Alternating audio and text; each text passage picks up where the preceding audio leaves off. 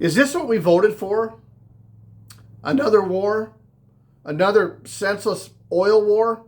I've been seeing this pretty much my entire adult life. These wars over oil. That's essentially what they are. This time, I don't even know if it's that.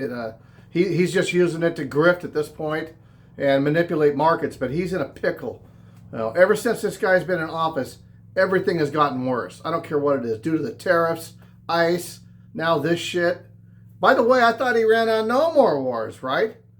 And I see polls, where his numbers are completely underwater. But, he still has like 20% support from certain demographics. And I'm thinking, who the fuck are these 20%? I don't understand how anybody can support him based on the results we're seeing. But Trump's been a disaster. And this war, to me, from what I've read, I'm not a foreign war expert, but from what I've read, the incompetence of this thing is staggering. These guys have no fucking idea what they're doing. I think they thought they were just going to go in and out and be done like Venezuela, and on we go, and this was going to be another victory. He'd have been better off just to not go at all and just claim victory. Because now he can't even do that. So, yeah, when he tried to back out, it didn't work out. And, there was he had every story in the book. You guys have probably all heard this, that, first they had won the war in the first day. They were completely obliterated. All their leadership is gone. Their navy's gone. Everything's gone. It's over, right? It's over. And then the next sentence literally was like, they're sending ground troops in. They need to open up the strait or else. It just changes, not hourly, it changes. He can take three sides of one issue in one paragraph. It's astonishing how he talks. It completely contradicts what he just said. And now he's trying to beat up on NATO allies, for not coming to bail his ass out. They're not going to do that. They're just not. He's been the bully, right? I mean, he's the bully that says, listen, I'm going to take your lunch money today, and for that, I won't do it anymore, but I'm taking it today. And the next day, he comes back and does it again. You can't believe anything he says. He's not a serious, credible person. And it's just gotten worse over time. And it's going to get worse. The prices, this is just the beginning. If you looked at the gas prices, Jesus, they're going up fast, and they're not going to go down. And by the way, corporate America loves this stuff. They've never seen a crisis that they don't want to capitalize on. The global gas market, the fuel market, everybody who can raise their prices and blame it on a crisis is going to try and take advantage of it.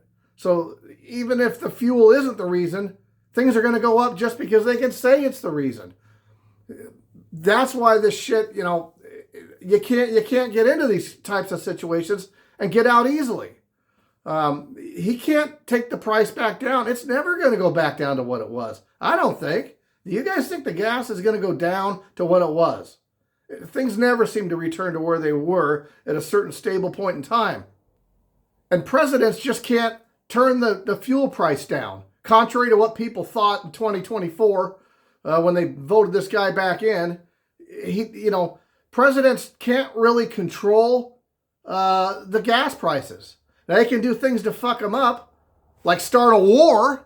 That's going to make them go sky high. That's pretty much a given. You can do things that are counterproductive to make them go up, but it's hard just to go fix shit that's already messed up.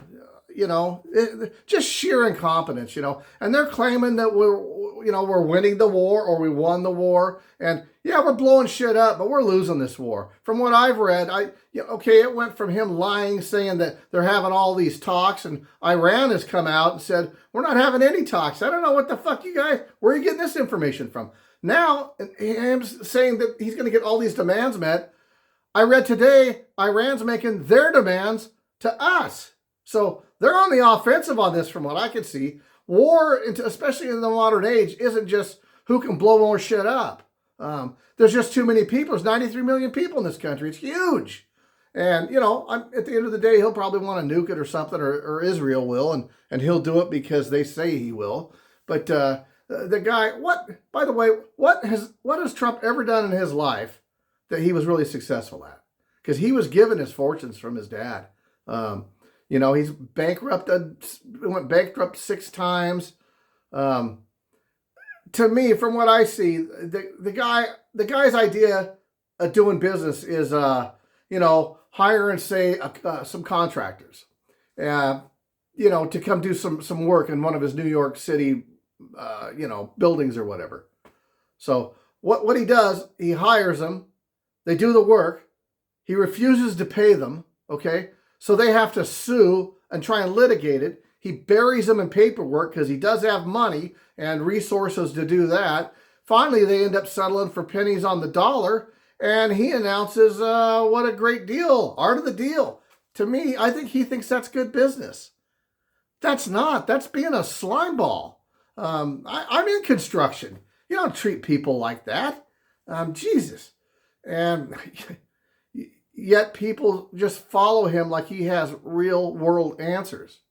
I don't get it, But now, for the first time, Iran standing up to this guy, to me, it looks like it's the first time he's ever been told no in his life. He's been spoiled, a spoiled toddler, his entire life. That's what I see. Maybe I'm wrong. Maybe you guys see it different. But that's what I see. And now he's being told no, and he's flailing. This has got him just, he's spun out of his gourd now. He doesn't know what to do. So he's just throwing shit at the walls at this point, trying to make any excuses he can, anything to get out of it. And he can't get out of it at this point. Iran's not going to let this go. They're not fucking around. Can you blame them? So I don't know how this is going to end up, but this is the first time he's being told no, and he doesn't, have control over it.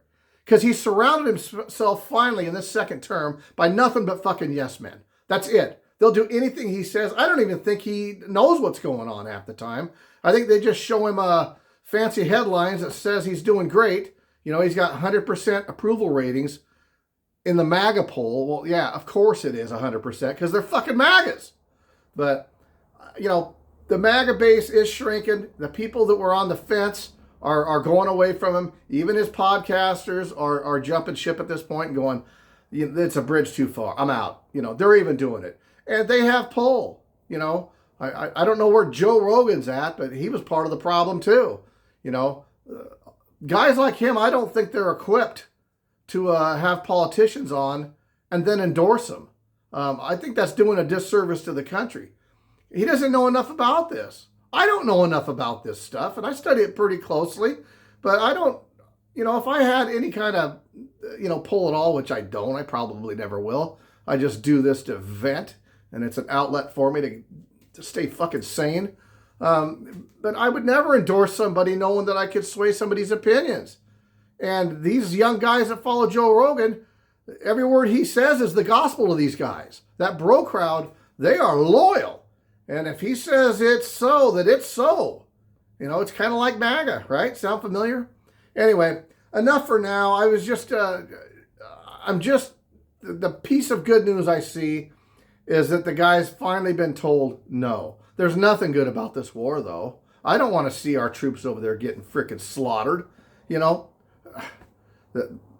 And if they put them on the ground, it's going to happen. It's going to happen. I don't think Trump gives a shit. But I don't trust anybody in charge right now. Do you guys? I mean, because this has just been a clusterfuck from everything I've read. I could be wrong. Let me know what you think. But anyway, I'll talk to you down the line. Stay safe out there. It's freaking crazy.